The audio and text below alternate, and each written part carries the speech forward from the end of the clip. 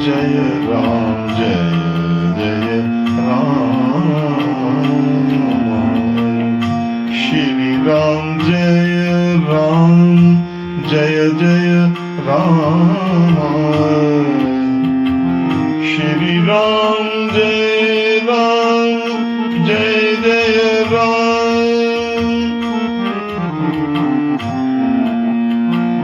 चलत मोहे चूड़ा मणि दीनी, रघुपति हृदय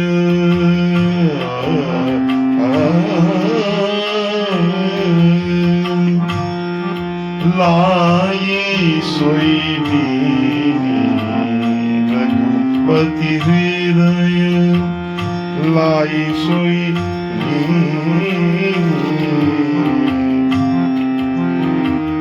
नाथ जुगल लोचन भरी बारी, वचन कहे कछु जनक कुमारी।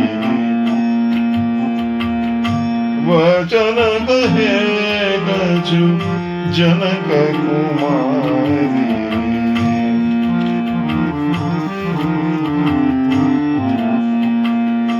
अनुज समेत प्रभु चरना, दीन बंधु प्रणतारती हरना।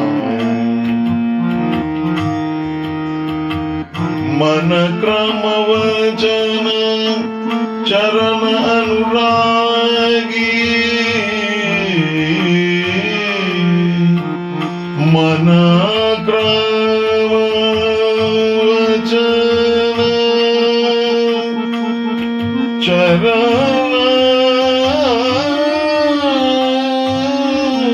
अनुरागी। मन क्रम वचन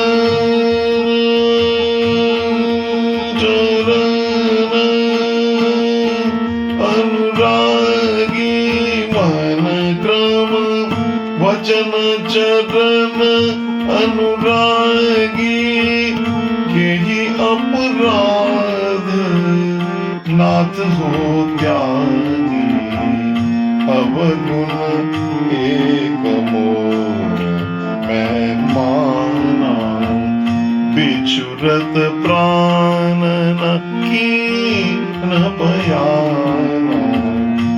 नाथ सुने ननि को अपराधा, निसरद प्राण करहि कठि बाधा। श्री राम जय जय राम।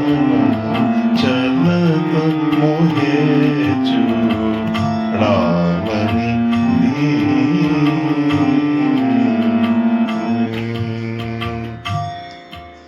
अभी पिछले प्रसंग हमने जब उठाया था, उसमें हमने किस प्रकार हनुमान जी सारा कार्य करके मां सीता का संदेश लेकर अयोध्या पति श्री राम जी के समस्त वानर सेना के साथ उनके चरणों में विराजे हैं। जामवंत जी ने सारा प्रसंग सुनाया है और सुनकर भगवान उनके चरित्र सुनकर भगवान श्री राम को अत्यंत हर्ष और संतोष हुआ है। तो उसमें फिर उन्होंने पूछा है कि हनुमान जी उनकी कुशल क्षेम क्या सब बताई उन्होंने। उस समय भगवान श्री राम ने प्रश्न किया हनुमान जी से कि वो सीता जी किस प्रकार अपने प्राणों की रक्षा करती हैं।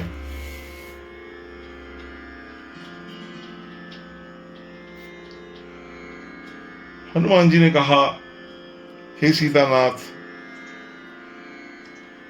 जानकी जी के प्राणों की रक्षा करने के लिए आपका समर्थ नाम राम नाम वो दिन रात पहरा देता है।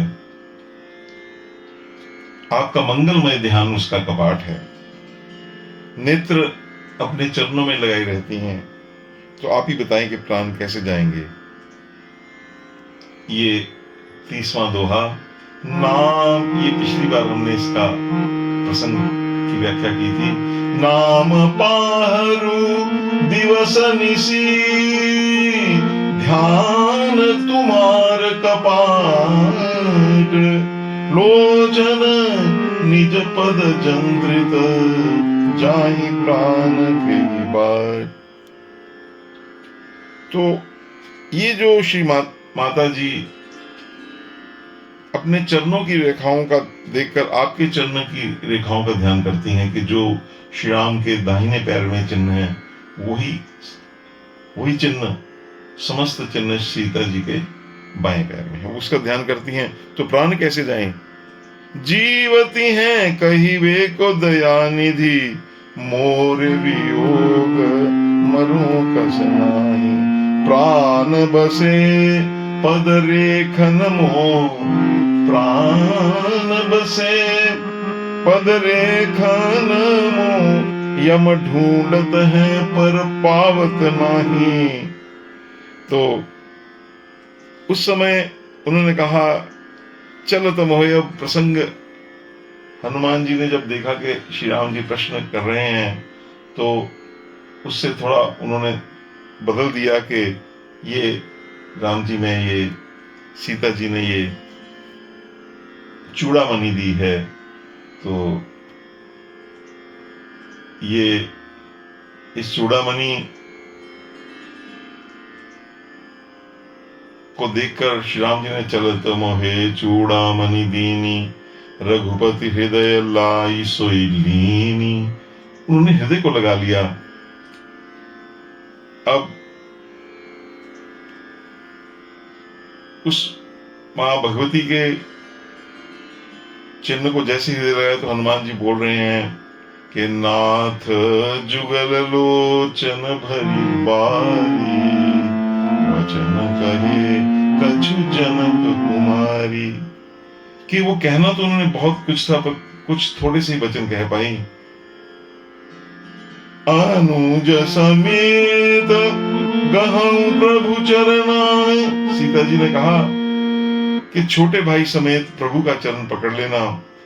कहना कि आप दीन बंधु हैं, दीनानाथ हैं, शरणागत के दीन बंधु प्रणतारति हरना। मन क्रम वचन चरण अनुरागी, कही अपराध नाथ हो त्यागी। अब मेरा प्रश्न ये है कि ऐसा मेरे से क्या अपराध हुआ कि उन्होंने मेरे को त्याग दिया। और उसको सम्यम उसका उत्तर देते हुए उन्होंने कहा कि हाँ, एक मेरा बड़ा भारी दोष है। अवगुण एक मोर मैं माना, बिछुरत प्राण न कीन कयाना। एक अवगुण मैं अपना मानती हूं कि मेरे प्राण जो हैं वो आपके वियोग होते चले क्यों न गए। पर नाथ, इसमें प्राणों का अपराध नहीं है, वह तो निकल ही जाते, लेकिन अपराधी तो ये आंखें हैं, क्योंकि ये निकलने में बाधा पहुंचाती हैं।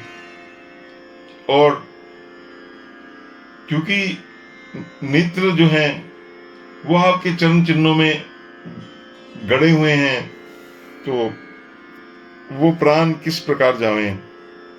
तो ये कहकर फिर मां ने आगे कहा कि विरह अगनी तनु तूल समीरा, विरह अगनी तनु तूल समीरा, श्वास जरे छन माही शरीरा, नयन सवही जल निज हित लागी, जरे न पाव देह विरहागी। सारी सामग्री है,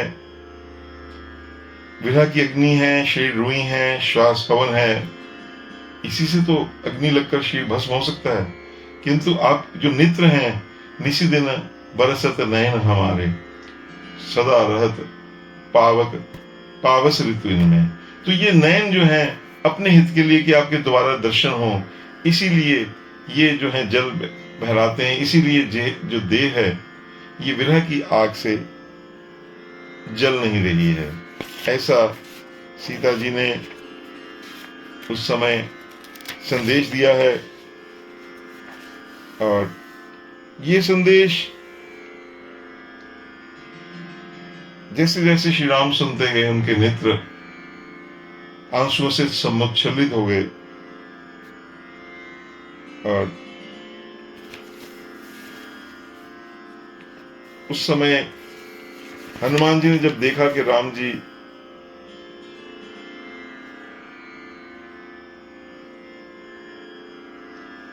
की जो विपत्ति है, उन्होंने इसमें कहा कि देखिए, मैं कहना चाहता हूं कि सीता के अति विपत्ति विशाला,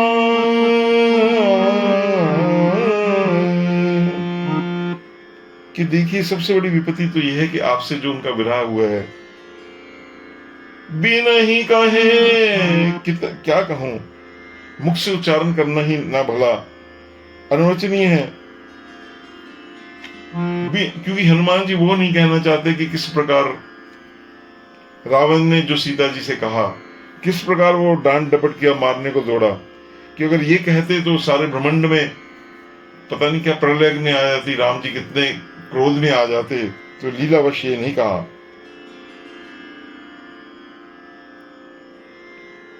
तो उस समय कहा कि देखिए, आप एक एक क्षण जो सीता जी का है, वो जो है, वो एक एक क्षण जो है वो कल्प के समान बीता जा रहा है। निमिष निमिष करुणा निधि, जाहि कल्प सम बीते, बेगी चलिए प्रभु आनिए, भुजबल खल दल जीती। आप राम जी शीघ्रता पूर्वक चलिए, अब बिल्कुल बिना समय गवाए हमें अपने बाहुबल से उस खल के सारी सेना को जीतकर सीता जी को लेकर आना चाहिए। इसलिए ये ऐसा करके हनुमान जी चुप हो गए। तो यही प्रसंग, ये 31 दोहे तक है। इसका अगला प्रसंग हम अगली इसमें प्रसंग में लेंगे। अगली कथा होगी उसके में इसको आगे कंटिन्यू करेंगे। तो निमिष निमिष एक एक क्षण जो है वो भारी व्यतीत हो रहा है। तो आप कृपा करें राम जी। तो इस प्रकार उस समय जो श्री राम जी ने जो कहा, किस प्रकार आगे प्रसंग चला, वो हम अगली बार उसका गायन करेंगे। श्री राम जय राम, जय जय राम, श्री राम जय राम। इस कथन का जो निमिष निमिष के चलिए वो क्या प्रभाव हुआ, ये अगले प्रसंग में हम इसको उठाएंगे। बोल सियावर रामचंद्र महाराज की जय।